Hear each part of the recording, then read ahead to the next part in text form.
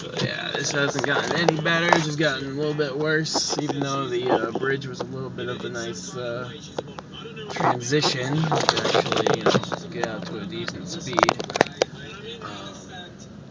Wow, I almost ran into a giant snowbank. Well, not giant, but a decent sized snowbank, which I would have been stuck in.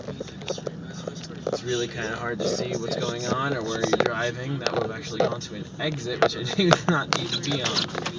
I'm taking this all the way home, and now the lights are dimming, and I'm pretty much all alone. Should, kind of interesting. Kind of crazy. Alright, back at it.